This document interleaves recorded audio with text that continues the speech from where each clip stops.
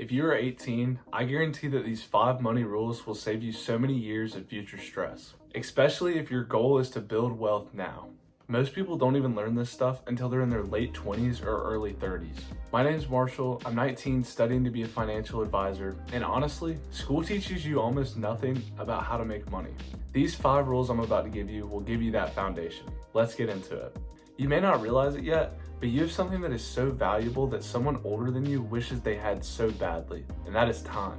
Understand this, your money grows faster the earlier you start, and this is because of something called compound interest. Imagine you put away $50 into something like a high yield saving account.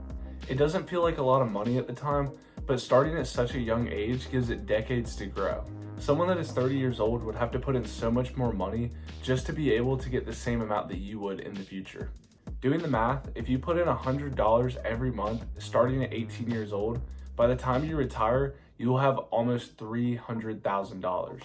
And that's only putting $100 in for the next 60 years. Obviously, as you got older, you'd increase the amount you would put in monthly. So the point of compound interest is to not make you rich now.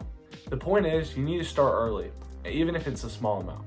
Now, the next topic I'm about to talk about is a little bit more controversial. Here's something that not a lot of people really explain. Your credit score isn't about being in debt. It's more about proving that you can handle money. It also affects almost everything. Renting an apartment, buying a car, insurance rates, and it can even appear on some job applications. But don't be afraid of it. It's all about responsibility. So you're probably wondering, what's the easiest way to build your score? The first thing I would start out with is a secured credit card. This essentially lets you pay a deposit of money that the issuer can use as collateral. So if you miss a payment, they can use your deposit and it won't affect your credit score.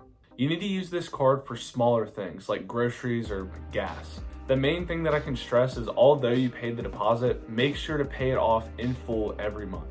And that's pretty much it. Your future self will thank you when you're not stuck paying crazy interest rates. Please do not stress out about credit cards though. If I were you, I would be more focused on the money that you do have. I know that this may seem like a very obvious statement, but I do need to touch on it. Please stay away from lifestyle inflation. You may be wondering what I mean by this, and I'm essentially saying don't buy something just to buy it. Do you really need that specific sweatshirt? Or maybe you really just want to go out to eat because you don't feel like cooking, but you know that you have food at home that is a lot cheaper than going out. Don't get stuck in the buying trap because, speaking on personal experience, this is probably the thing that's keeping you the most broke. The main thing I do when I go out to go buy something is I compare it to the hours that I would have to work in order to buy that. So for example, maybe I buy a $35 t-shirt and I'm making 15 an hour. That's almost 2.5 hours of work that I would be putting in just for that t-shirt. This also means don't just blow your whole paycheck on random stuff you really don't need. I would at least follow some sort of savings rule, and it doesn't have to be crazy, even 10 to 20% into a savings account every time you get a paycheck. And speaking of saving money, you should also be putting your money into some sort of emergency fund. And no, I don't mean save up 6 months of savings at 18 years old.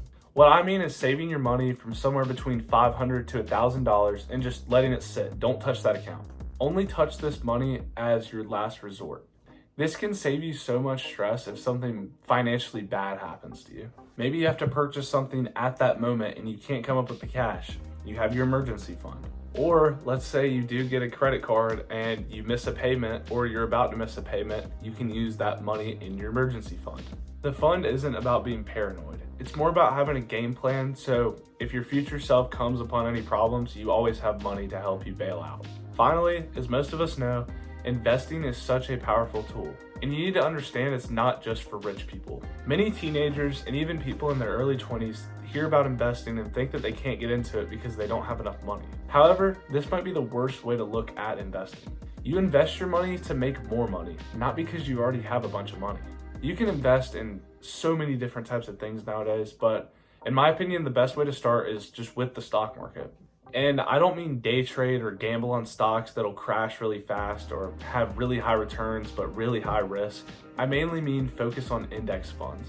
An index fund is essentially a huge compilation of a bunch of different stocks. And it's usually profitable because the companies that are making gains usually outweigh the companies that are making losses. I think that they are the most safe, and they're also very, very low risk. Remember, you don't need to be perfect to do this, you just need to get started, and I would try to learn as much as you can about investing. Thank you so much for watching this video, it means a lot to me.